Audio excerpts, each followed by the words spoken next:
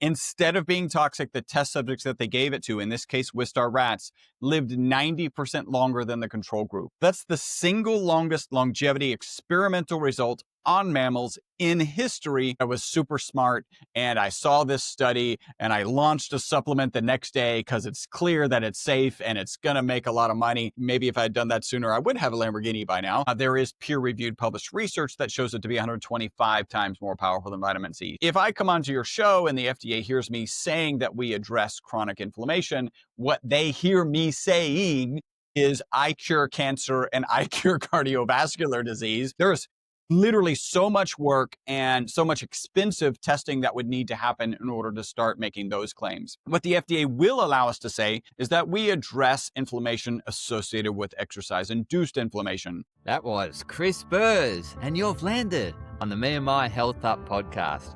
I'm your host, Anthony Hartcher, nutritionist, mind coach, and lifestyle medicine specialist. The purpose of this podcast is to enhance and enlighten your well-being.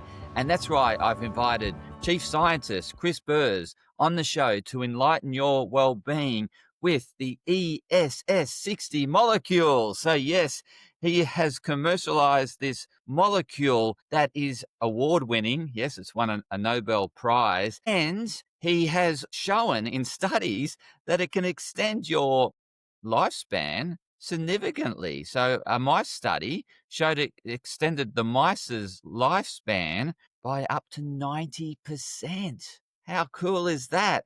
And he shares lots of testimonials of everyday people that are going to the gym, that are struggling with knee pain, that now no longer have knee pain, that struggle with sleep and struggle with waking up, now have no issue waking up, don't need an alarm clock, people that have reduced coffee consumption, and endurance athletes that recover quicker from training, their training regime. So without much further ado, I'd love to welcome you into this discussion on the ESS60 molecule with Chris Burres. Welcome on the Me&my Health Up podcast. How are you, Chris Burres? Anthony, I'm so good. I'm so glad to be here. We were kind of riffing before we got started, which audience, don't feel bad. We're going to talk about all of it. Sometimes you hear that in a podcast, you're like, oh, I missed some good stuff. We're going to cover it, and I'm excited to hop into this conversation. Where are you joining us from, Chris? I am in Houston, Texas. Oh, cool. I've had a few guests from Houston, Texas, but it's a very big city. So,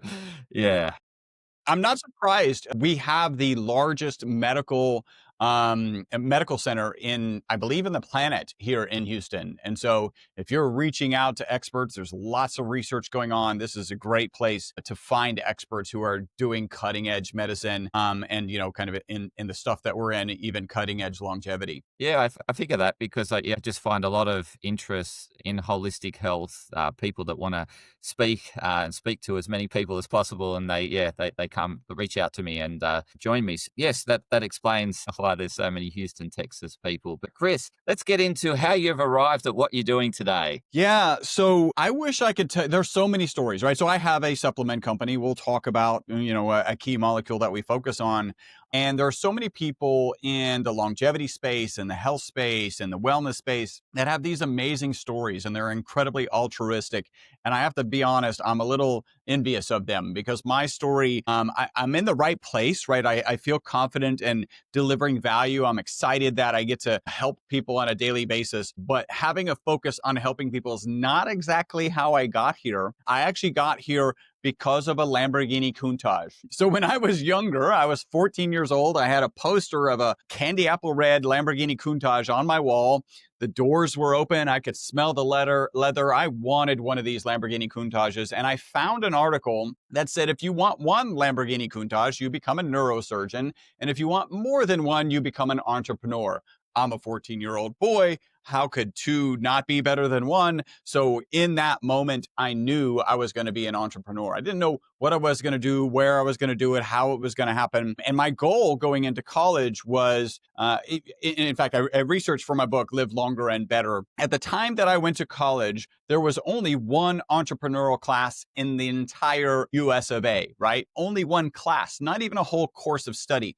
Now, lots of universities have entrepreneurship programs. And I think even today, I probably wouldn't go down the path of an entrepreneurship program because my thought process at the time was I'm really good in math, I'm really good in science, and what is the fastest way to the highest salary? Also, not very altruistic, right? What's the fastest way to the highest salary? So I'd have money to buy a business, right? To invest in a business and become an entrepreneur. And a couple things went wrong with that. First, it didn't happen as fast as I thought. Engineering in 4 years is actually pretty tough. It took me 6. I did get a minor in computer science and a minor in math. So yeah, I am the kind of geeky guy you see in front of you. The other thing that went wrong is I actually started a company while I was still in college. And I started a carbon nanomaterial manufacturing business with my business partner, Robert Wong. And we'll be talking about the carbon nanomaterial that we started the business back in 1991 to manufacture. Wow. I'm intrigued to find out more, but it's incredible. Like, in order to help others, you need resources, right? So you were working behind the scenes to build up a resource base so that you can help others. So, yeah, let's.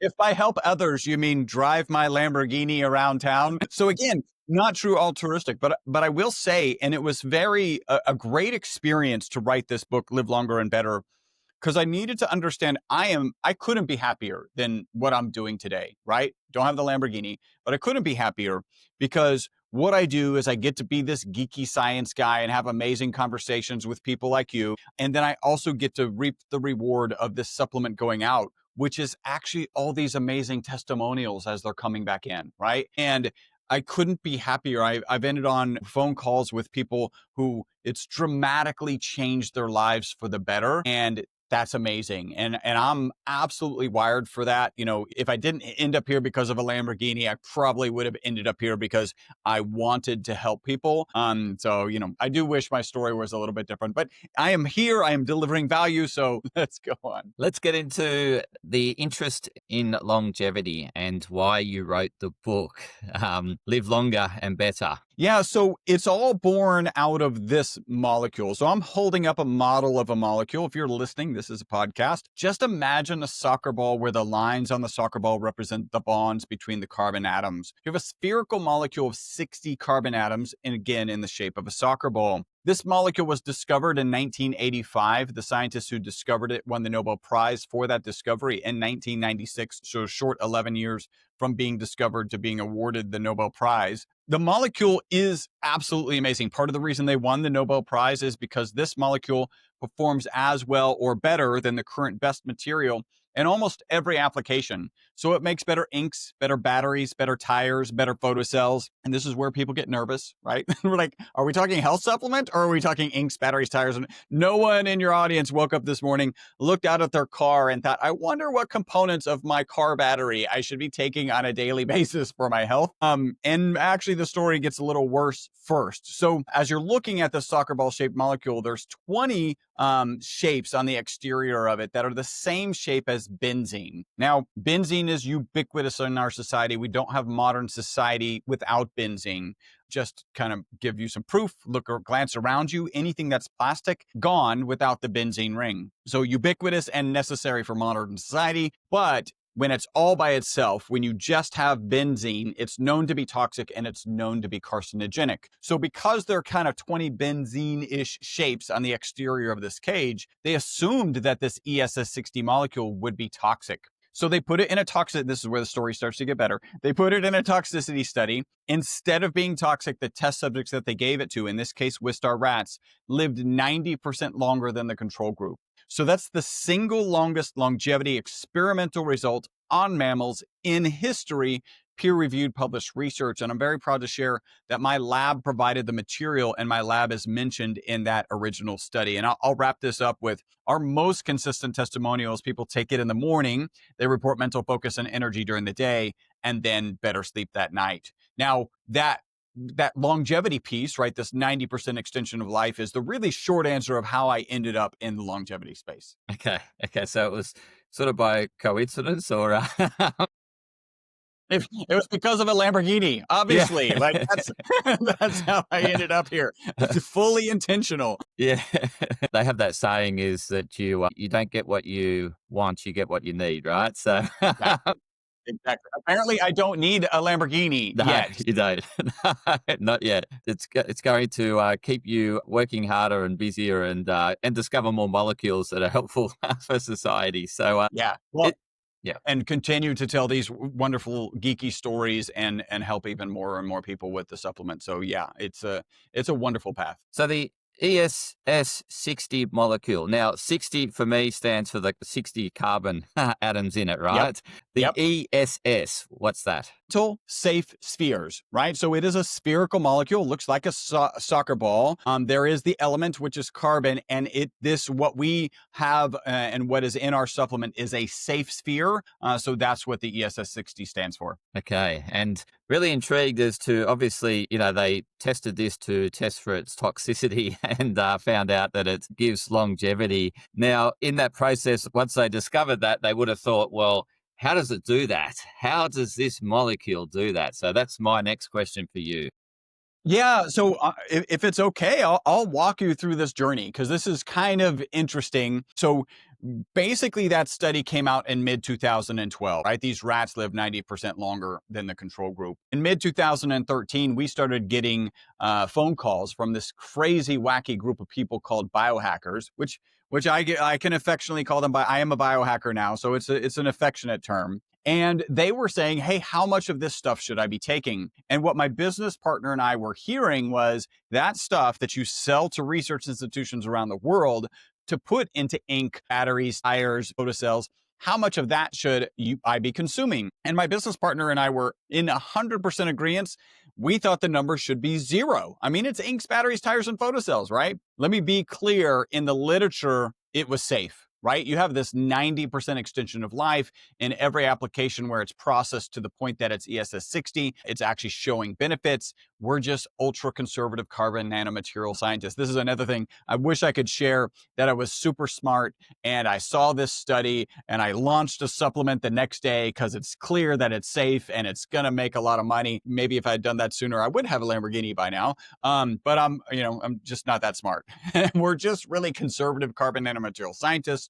We actually added not for human consumption to our labeling in mid 2013. So think about that.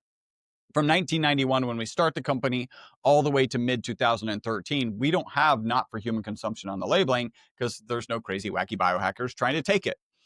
So this actually led to these really interesting conversations where, so from 2013 and on, we'd get 2 to 3 phone calls a week, and they would sound something like this. Hey, Chris, I got to share with you, my knee pain is gone. And I'd be like, hey, Joe, you mean the knee pain of your rat? Because it literally says not for human consumption on the labeling. And then Joe would say, yeah, exactly, Chris. So, hey, if my rat weighs 275 pounds and does HIIT training on Tuesdays and Thursdays, should my rat be taking dosage before the HIIT training? So we knew what was going on. And because the literature said it was safe, we were okay with it, but we were still ultra conservative.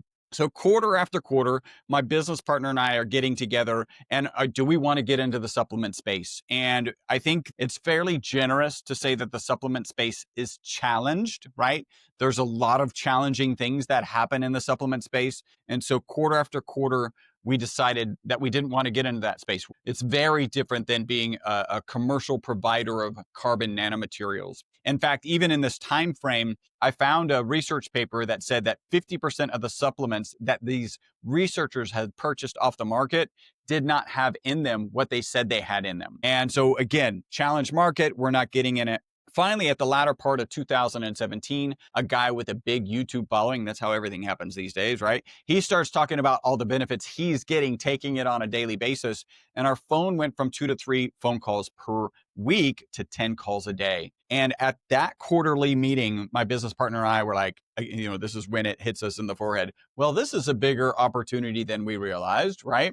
And we looked back at that paper that I had found and that 50% of the supplements on the market didn't have in them what they said they had in them. We knew that would happen in the industry, and we're uniquely positioned because we're the oldest and longest manufacturers of this molecule on the planet. We've got the lab, we've got the equipment, we've got the know-how. And so we decided this is something that we should pursue. And we asked ourselves 2 questions. The first question is a moral question. Am I comfortable selling this, right? I take it, my wife takes it, everybody on our team here takes it. So absolutely, by the way, it's not a requirement to work here. Like you don't clock in and then somebody hands you like our security hands them a shot and they take, no, really all the team members here have access to the research and probably more importantly, they have access to the testimonials that are pouring in from our customers. So yeah, everyone here takes it. So morally, we're very comfortable selling it. Next is the legal question. So here in the States, it's the FTC and the FDA. You got to cross the T's, you got to dot the I's. We're, of course, doing that. And so at the beginning of 2018, we started bringing this product to market. That's a lot of story to lead me up to, well, how does this work, right? Because now my role changes from being the chief scientist of a carbon nanomaterial manufacturing business to being the chief scientist of a supplement company. I've got to figure out how is this working. And I mentioned our most consistent testimonial is people take it in the morning, they report mental focus and energy during the day, and then better sleep that night. First off, it's pretty incredible. I don't know if you're aware, I ask people regularly if they're aware of what you could take in the morning to positively impact sleep at night. I hear people say, oh, if you exercise in the morning, yeah, that'll help you sleep at night. If you get exposure to the sun, right, you can get your circadian rhythm in line with the rising and falling of the sun. That will help you sleep at night. But nobody yet has given me any kind of indications that, hey, here's a particular supplement that's, and maybe if you have one, let me know. I'd love to know. So where I landed first is if you just improve sleep, you will improve your mental, physical, and emotional well-being, right? So that's the first and easiest place to hang the hat. The next thing was, why did these rats live longer, right? In fact, 90% longer than the control group. And I kind of looked at the medical community and what do they think about aging? And they tend to think about aging as an oxidation and an inflammation process, right? So in terms of antioxidants, there's an ad hoc study out on the web that shows our product to be 172 times more powerful than vitamin C. There is peer-reviewed published research that shows it to be 125 times more powerful than vitamin C. So I'm in Houston, Texas. We put a big old check mark next to antioxidant. When it comes to anti-inflammatory, I don't know how things are in Australia. Here, the FDA has some really tight measures on how you speak about anti-inflammatories. And I think it's for good reason, right? So they think about conversations of chronic inflammation as conversations about the diseases of inflammation, which are also the diseases of aging. So arthritis, Alzheimer's, cardiovascular disease, cancers. So if I come onto your show and the FDA hears me saying that we address chronic inflammation, what they hear me saying is I cure cancer and I cure cardiovascular disease. And that is not what we're claiming. There's literally so much work and so much expensive testing that would need to happen in order to start making those claims. What the FDA will allow us to say is that we address inflammation associated with exercise-induced inflammation. So you think about having a tough workout or just walking farther than you normally do and waking up that morning and feeling some sense of inflammation in your body. In that case, the FDA allows us to say we address that type of inflammation. And so that was really kind of the place I landed second. We have a new theory, but I've been talking a long time, so maybe you've got some questions or guidance. No, I'm keen to continue to explore how this molecule works, the mechanism of action in the human body and the benefits. You're sharing the benefits. So really keen for you to continue to share how it helps people and what it's doing in the body to actually drive these effects, such as you mentioned, it's a powerful antioxidant. We're now talking about it's a powerful anti-inflammatory associated with many chronic illnesses. Yeah, continue on the sharing the story. So excellent, because this starts to get fun. I actually have a fun biological analogy, and so I'll get to that. But let me kind of describe the science behind it. So our current theory is the BOSS theory, right? So this is buffering oxidative stress system. So we know from peer-reviewed published research that this soccer ball-shaped ESS60 molecule gets into the mitochondria. We also know from way back in the 90s when it was discovered that it can hold up to 6 negatively charged particles on the exterior of the cage. So how does that kind of manifest in the body, we believe? So your mitochondria, a little refresher, powerhouse of every cell, there's between 50 and 5,000 mitochondria in every cell in your body. except for your blood cells, which have 0, and your brain and neurons, which have 2 million. I always find it fascinating how much energy our nervous system uses relative to our other systems, right? It's just significantly more of a power drain. Like every power source, there are negative byproducts. You think about your car going down the road, you have exhaust. You think about a power plant, you've got smoke coming out of the smokestack.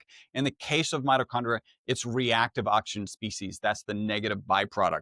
I like to picture these like little bumper cars, right? Like everything they smack into, they're causing rust, oxidative stress, oxidative damage, ultimately inflammaging. And internal to the mitochondria, you've got glutathione, the antioxidants, glutathione and melatonin to manage those reactive oxygen species. But what happens when your mitochondria are stressed? Well, really, your cells are stressed. They need more energy. So now you're stressing your mitochondria.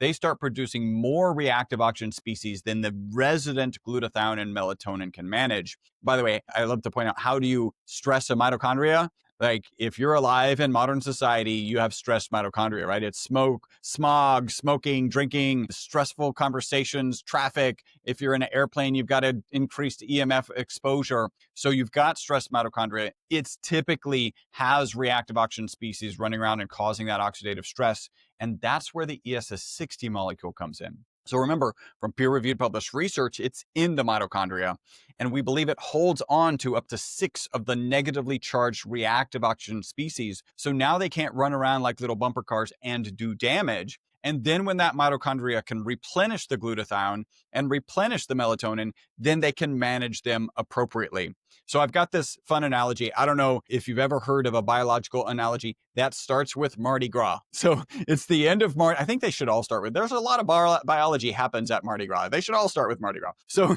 it's the end of Mardi Gras, and you have these drunk reactive oxygen species running around on Bourbon Street, causing oxidative stress, oxidative damage, spray painting cars, all the mess that drunk reactive oxygen species cause. And you've got the glutathione and melatonin. That's the New Orleans Police Department, the glutathione and the melatonin coming onto Bourbon Street, handcuffing themselves to those reactive oxygen species and getting them off of Bourbon Street. But what do they do when they're overwhelmed? They take those reactive oxygen species and they stick them in a paddy wagon, right?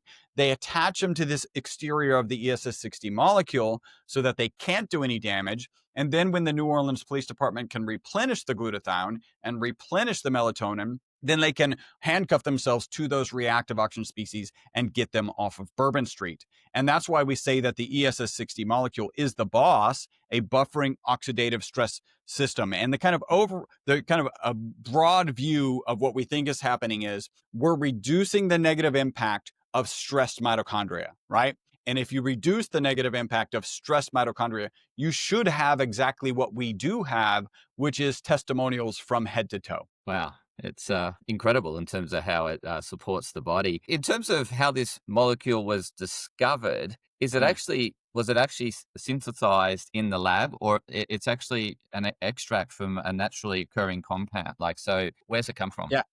That's a great question. It is, in fact, so everyone who's listening to this has, in fact, been exposed to this molecule. And as evidence, if you take the soot from a candle flame and usually collect that soot with a cold steel plate over the candle flame, and you get that deep, dark soot on that steel plate, that soot has parts per million or parts per billion of the ESS60 molecule, right? So we have all been exposed to minute quantities of this molecule. Now, in order to make an appreciable amount, then you do have to make it in a reactor. By the way, it is very challenging to make this material, just to kind of run you through it. You need to vaporize 2 graphite rods in an inner chamber, so no oxygen, that will kill the reaction, and at a slight vacuum. So it's got to be able to hold a vacuum. It turns out that graphite is one of the hardest materials on the planet to vaporize. So you need local temperatures of the sun to vaporize it. So there's a looking glass to watch this reaction. And as it's occurring, if you don't have welder's goggles over that looking glass, you will actually burn out your retina. And if you let that light shine on your skin, you will get a sunburn, right? This is local temperatures of the sun. And then that's how we make appreciable quantities. In terms of how they discovered it, there's a fantastically complicated piece of equipment at Rice University. And basically, they took a carbon sample, they shone a laser at that carbon sample, so that vaporized it. It also reached temperatures of the sun, vaporized it. They took a puff of inert gas to take that carbon vapor into a mass spectrometer, and they were able to see what molecules were made. What's really fascinating, well, there's so many fascinating things. They are in the book. But what's really fascinating is when these grad students, not the people who actually won the Nobel Prize, always interesting, when these grad students were tweaking the settings, they got a peak at 60 and a peak at 70. And the question is, they thought they were making flat sheets of carbon, really graphene. It didn't have that title yet. And why would you make more flat sheets of graphene at a carbon count of 60 versus 59 or 61, and 70 versus 69 and 71? And so they figured that there was something structurally different about them. They put their heads together. They figured out that it's this soccer ball shaped molecule. And then they published in Nature, one of the most prestigious magazines to publish as a scientist. Wow, it's fascinating because graphene is a great semiconductor, right? And it's probably going to be the next biggest ways in which we compute, in terms of it, like, at the moment, silicon, but I think it's moving towards a more graphene type molecule, right? Well, that's really interesting. I don't follow graphene that much, other than people are scared of graphene oxide. And so I have to constantly tell them that graphene is a flat sheet. The ESS60 molecule is a round ball. It's like comparing a ball bearing to a sheet of paper. They're structurally extremely different. What's really cool to add to kind of graphene is there's this collection of molecules called nanotubes, right? So if you think about taking that soccer ball shape, splitting it in half, and then extending it. So now you got the end caps of a tube, and then you just take a graphene sheet and you make the tube. That's called a nanotube. And different diameters of nanotubes are either conductive or insulative, and they're nano.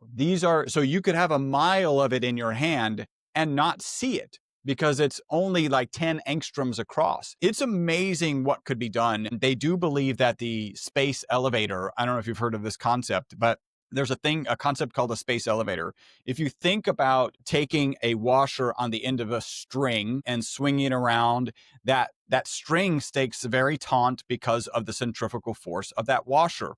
Now, if you had some sort of heavy satellite in space, the Earth is rotating. At some point, it would pull on a string like that washer does. And now you have a taut string between Earth and this satellite. And the carbon nanotube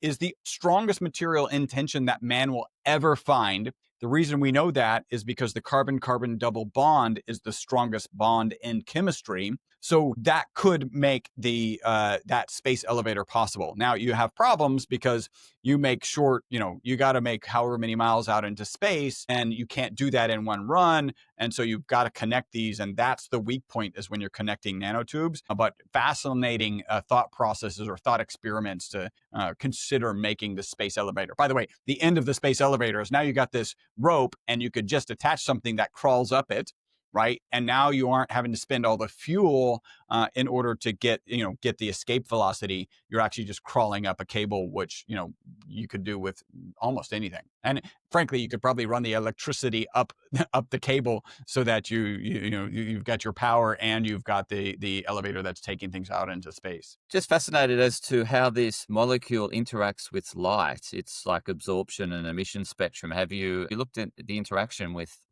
Yeah, we have, scientists have to some degree, and we have provided the material to a lot of scientists. I know that we use a specific spectrum to identify the concentration of the product, right? When we're trying to compare it to, I mentioned 60 atoms and then 70 atoms. When you're trying to separate those, you use light to identify the concentrations of those two molecules in a solution. There are some features that suggest, protective effects. I know that there's one study out there that said if you expose it to what they considered in this particular study a reasonable amount of light, then it becomes toxic. Their reasonable amount of light was like leaving olive oil open on your back picnic table for a month. That is not reasonable. I would not recommend anybody consume olive oil or any kind of oil that has been open and in the sunlight for a month. So no detrimental effects. We have looked into potentially making a product that has a SPF value, so a protective against the sun value.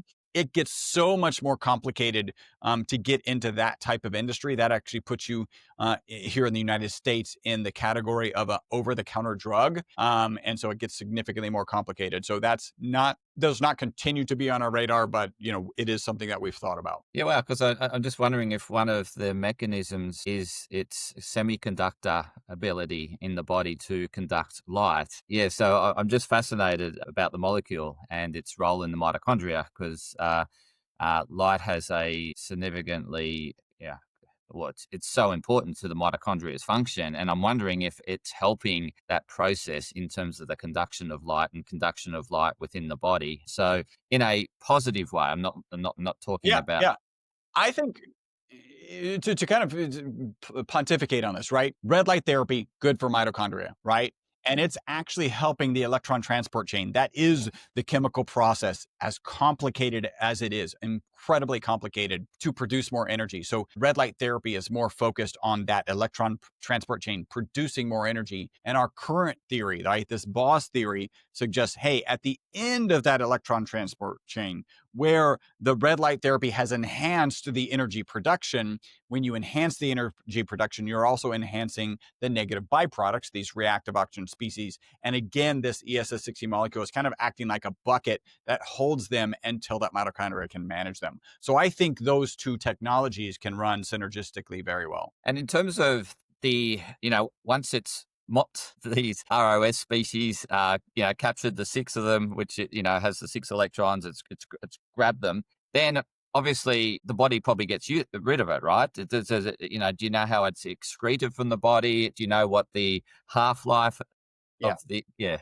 Yeah, so two things. Current theory, we believe that ESS60 molecule stays there. And then when that mitochondria replenishes the glutathione and melatonin, it just does its normal job, right? So its job is to interact with those reactive oxygen species permanently, and that's how it manages them, right? So then that frees up that ESS60 molecule, as long as it stays resident, to grab other reactive oxygen species so that, again, they're not running around doing damage. So entirely supporting your body's natural process of managing reactive oxygen species. Now, in the literature, it is understood that the molecule is cleared out of your system in 10 days. That is supported by things like a testimony. My business coach describes that for 50 years, he needed an alarm clock to wake up. When he started taking MyVitalC on a regular basis, he actually wakes up before the alarm clock.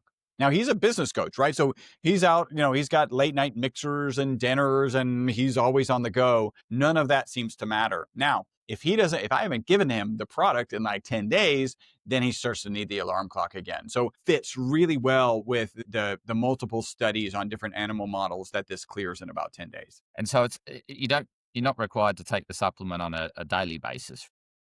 Yeah, so there's some debate there. There's a lot of work that we could do in terms of understanding proper dosing. What we ultimately did is we did an allometric calculation from what was given to the rats, taking into consideration the different metabolisms of humans versus rats.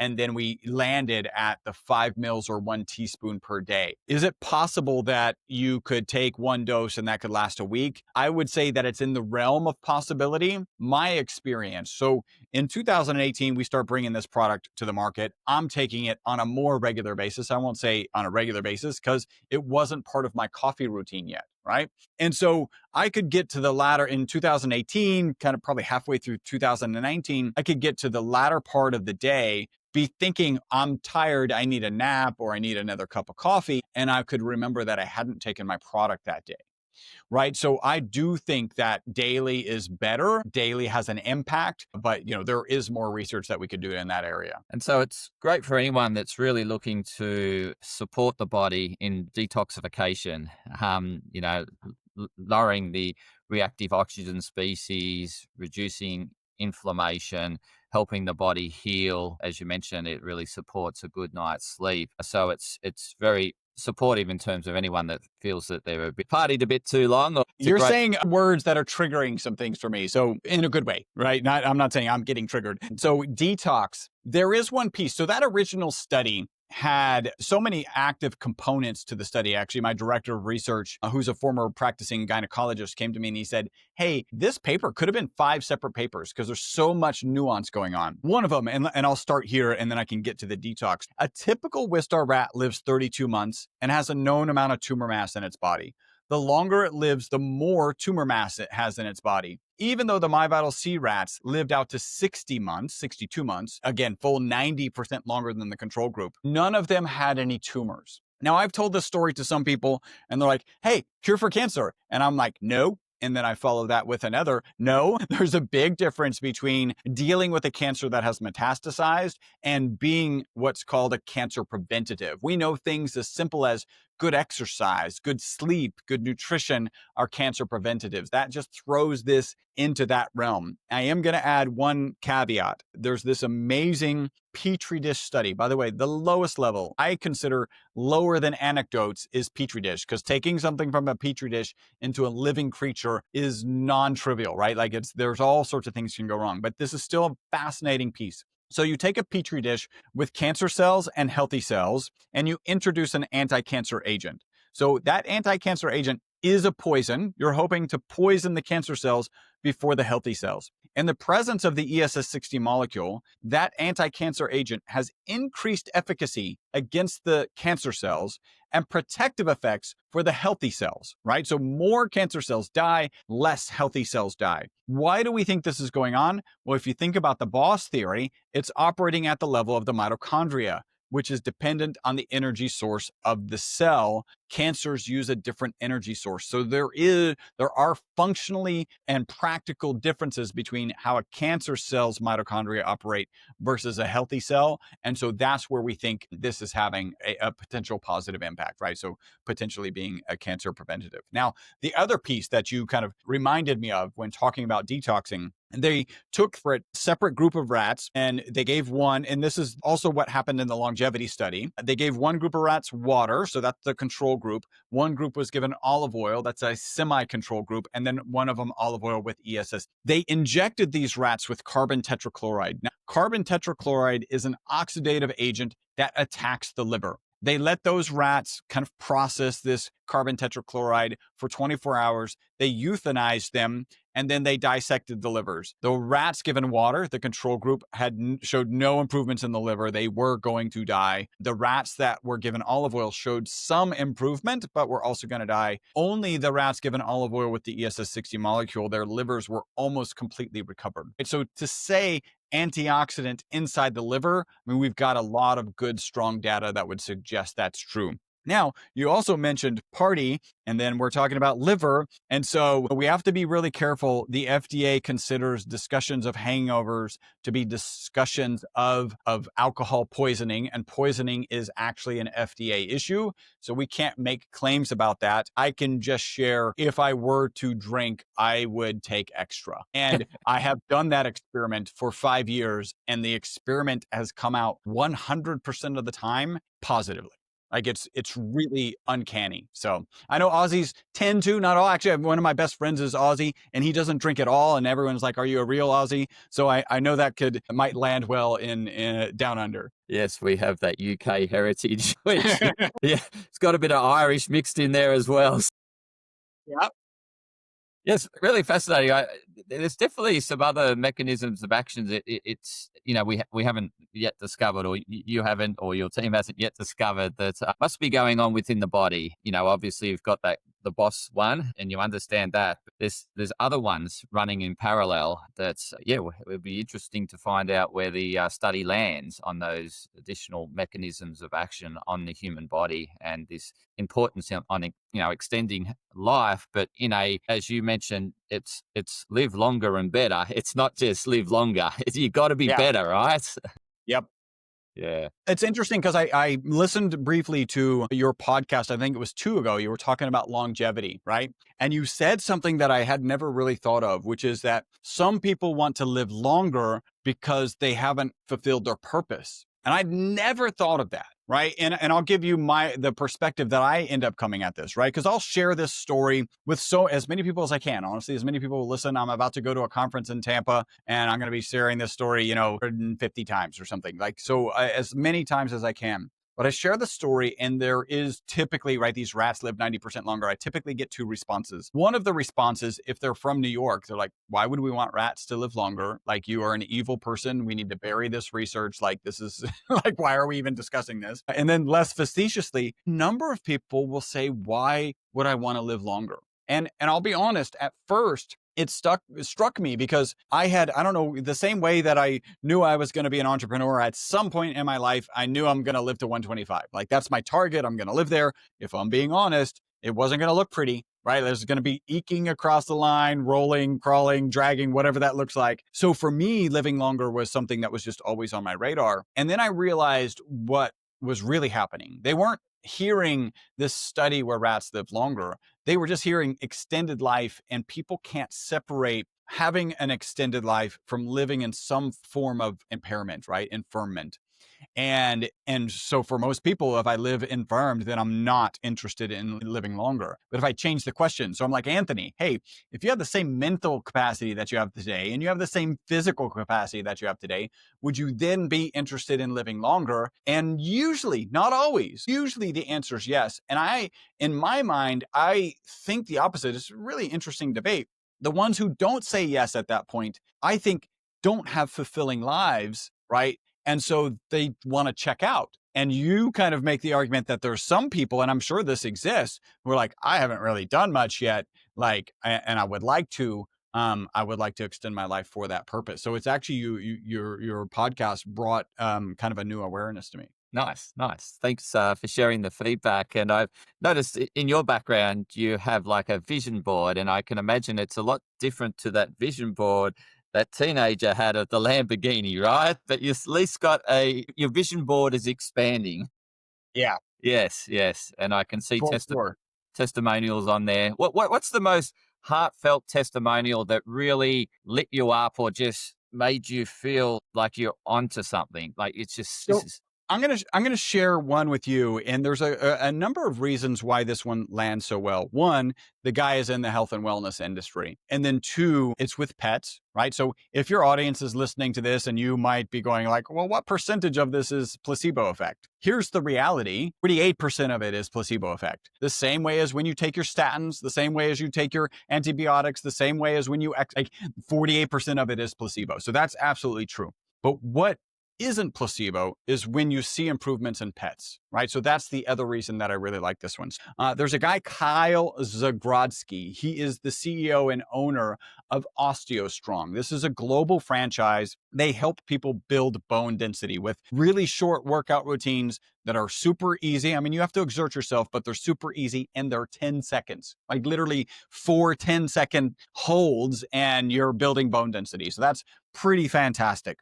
And he's been in the space for a long time. He shared with me, so I got the chance to interview him, and then I sent him a collection of products, and he shared later, and actually this is one of the testimonials on Google, right? So he took the time to type. This is a guy who's running a global franchise, took the time to write this. I couldn't be more appreciative. He said that around the time that we interviewed together, his son brought home not one pug, but two. He kind of joked like his son should have asked permission. But anyway, his son brought home 2 pugs because the runt was in such bad shape that he didn't want to leave it. So this runt comes home severely wrong with it. It can basically has a hard time walking, walks in circles. It's shaking so much it can barely eat. He takes it to the vet. The vet is like, this is water on the brain. This runt is not going to make it. Within 2 days, he's got my products, and he's giving our product 3 times a day to this pug.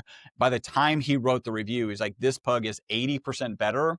And when I took it back to the vet was like, this is a miracle. Like, there's no way I would have thought this would happen. And then Kyle finished with, I will never not take your product, right? And I think that ticks, checks a bunch of boxes. What I can also share that I think is really important is people ask, how quickly is this going to work? What does the timeframes look? And we like to think of things in terms of 3 months, and I'll kind of walk you through that. So I mentioned our most consistent testimonial: take it in the morning, mental focus and energy during the day, better sleep at night. So month 1, we really are looking for focus and energy. This is being able to do more at work, being able to work out more, having a positive energy and focus impact. And we just get that testimonial all the time. The one that I'll share is there's a lady out of the UK who took the product in the morning and then recorded a video for us in the evening. She's an influencer, so she recorded a video in the evening, and she pointed out in that video that she didn't finish her cup of coffee. Now, if you're a coffee drinker, you're like, if you noticed that you didn't finish your cup of coffee,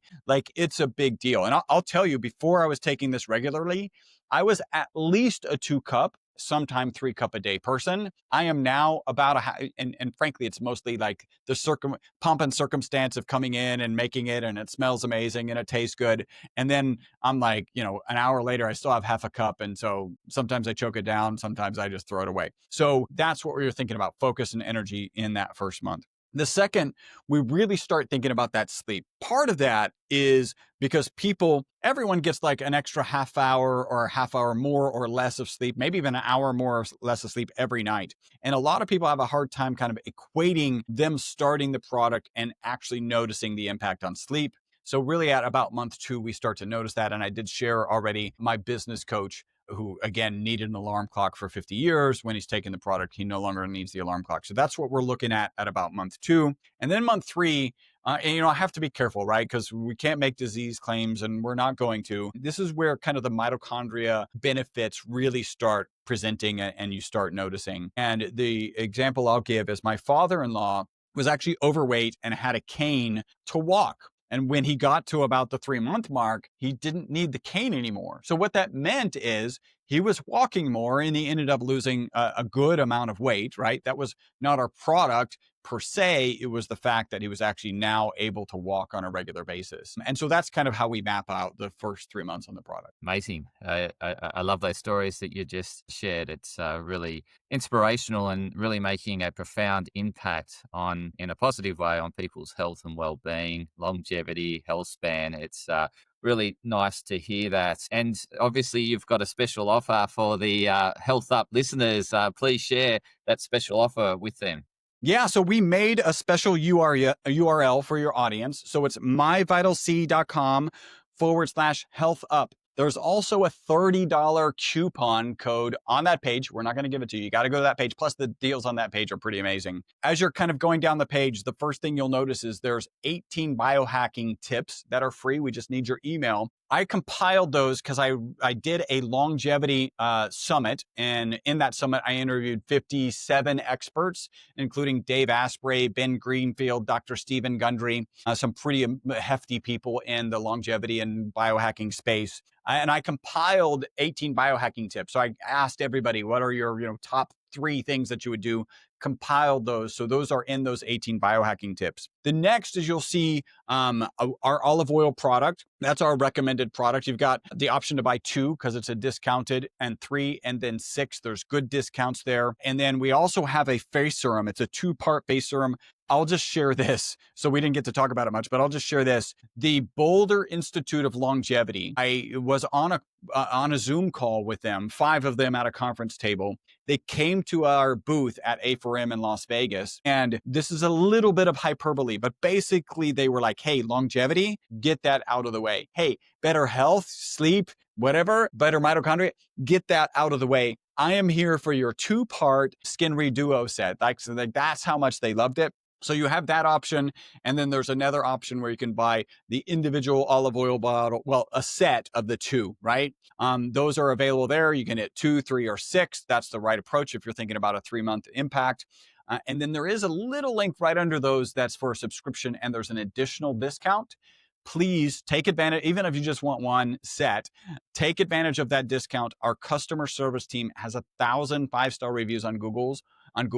They are not trained to talk you out of canceling your subscription. They're trained to help you with your subscription cancellation. Take advantage of that discount. The reality is most people just stay on subscription. So it's pretty fantastic. And then the last thing that I'll share is at the very bottom is the link to the book. Now you can find the book, Live Longer and Better, on Amazon for $19.95. And then on our website, it's also $19.95, a charity piece I'm really proud of. if you opt right there, there's the option to get an autographed version. I'll autograph the book for you. That's $10 extra. 100% of the $10 goes to Operation Underground Railroad.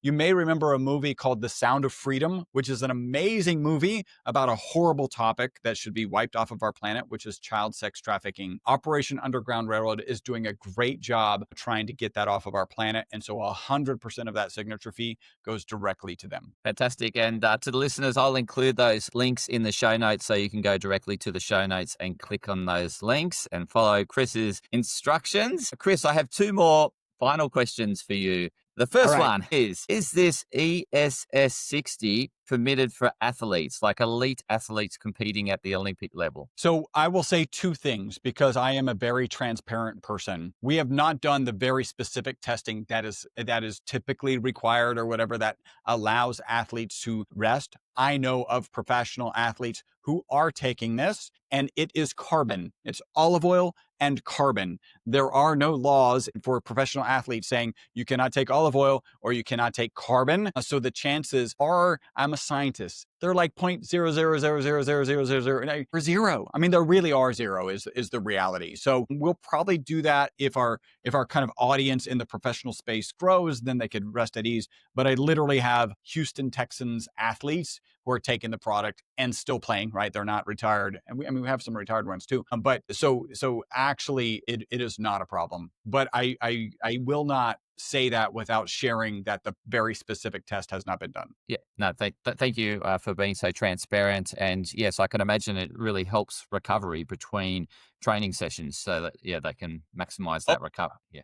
So since you brought that up, I gotta, so we have a 2-time US ultra running champion, Anthony Kunkel, who absolutely loves our product. And this is such a fantastic thing. By the way, he's probably one of the best biohackers I know, right? So independent of the fact that he's an actually insane runner, like he won a US championship at 50 miles and at 50K. Right? Like there's no jokes here. And my first conversation with him was pretty fantastic. He said, Chris, I was taking one serving of your product. I didn't really notice a difference. I joke, like all good biohackers, he tripled the serving, which, by the way, there are things that you should not triple, right? Like rapamycin, if you're even going down that path, which I would say be very cautious, definitely don't triple it. So there are things you need to be careful. It's okay with this. He said once he tripled the serving, he felt that our product could be the difference between somebody having running as a hobby and running as a career. That's what impact. And he said this, he said, I don't think your product speeds exercise recovery. I believe that it prevents damage in the first place,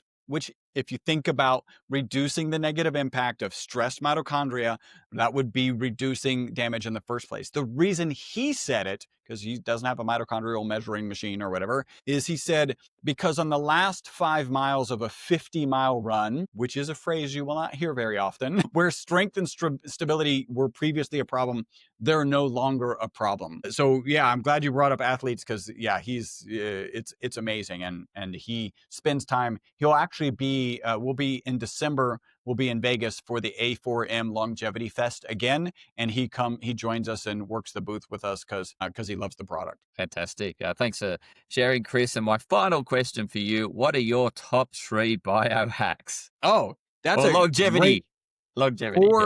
For longevity. So I can tell you, I have dramatically increased my protein in the last 12 months. I've added about 5 pounds of muscle mass without changing my workout routine, right? And I had been doing the same basics workouts for 5 years. So the increased protein did in fact increase my muscle mass. So that's really important to me. By the way, I'm 56. So this is an age where you're not normally adding muscle mass. And so I'm very proud of that. And I think that's important. A certain amount of good lean muscle mass is very important to address aging. The relationship between sarcopenia and all-cause mortality is a very direct correlation. So you need to have muscle mass. You also need to have muscle mass for quality of life, right? If you can't stand up, if you can't go to the bathroom because you can't stand up on these are things that are really important for quality of life. So I would say that's number 1. What would I say is my number 2? I love sprinting. So sprinting is, you stop it for a super long time when you're a young kid. If you take kids to a field, what do? Like, you don't even ask them, you don't encourage them. they just start running around, right? Like just like dogs with the zoomies. We're born to run like that, and it feels so youthful that it's absolutely amazing. And when you're thinking about movement, you should be thinking about 4 things. That's VO2 max, so increasing your VO2 max. That's the resistance training. You should be sore 1 to 2 times per week. You should be doing balance training, and you should be doing flexibility training. Those are things that you should be doing, one piece of that every single week. So sprinting, great for VO2 max. It also is great for testosterone, which is good for both men and women. So women should not be scared of that. It's just boosting your own natural testosterone. Really important. So the thing that I've been playing around with right now is I'm taking a lot of creatine. The data on creatine for muscles and brain function are pretty significant. I don't know where it sits in longevity, but I'm enjoying one of the things that creatine will do is take water and put it into muscles. So that will generate some muscle mass or some muscle volume. So creatine, I've been playing around with creatine and increased protein consumption. I wonder if there's anything else that I could throw. I mean, I do, of course, take my product every single day. When recently in the family, everyone's like, I feel that tickle in the back of my throat. Take a little extra MyVitalC, and it just doesn't seem to manifest, right? So, somewhere in there is MyVitalC. Fantastic. Oh, thank you so much for your time, Chris. I really appreciate you enlightening the well-being of the listeners. So I'll include those links and in the show notes that listeners can reach out to you, get your product at a discount, and really appreciate your time. Thank you so much, Anthony. Thank you. And to the listeners, please share this episode with others that could benefit from living longer and better lives. So please share it far and wide, and I would really appreciate that. Check out Chris's website and the great products and books he has on offer to really enhance your well-being. So thank you, everyone.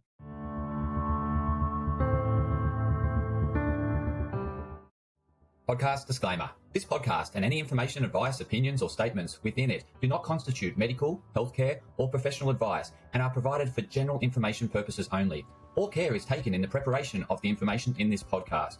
Connected Wellness Proprietary Limited, operating under the brand me&my Health Up, does not make any representations or give any warranties about its accuracy, reliability, completeness, or suitability for any particular purpose. This podcast and any information, advice, opinions, or statements within it are not to be used as a substitute for professional, medical, psychological, psychiatric, or any other mental health care or healthcare in general.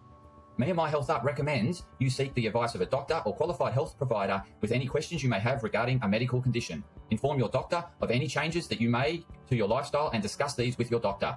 Do not disregard medical advice or delay visiting a medical professional because of something you hear in this podcast. This podcast has been carefully prepared on the basis of current information. Changes in circumstances after publication may affect the accuracy of this information.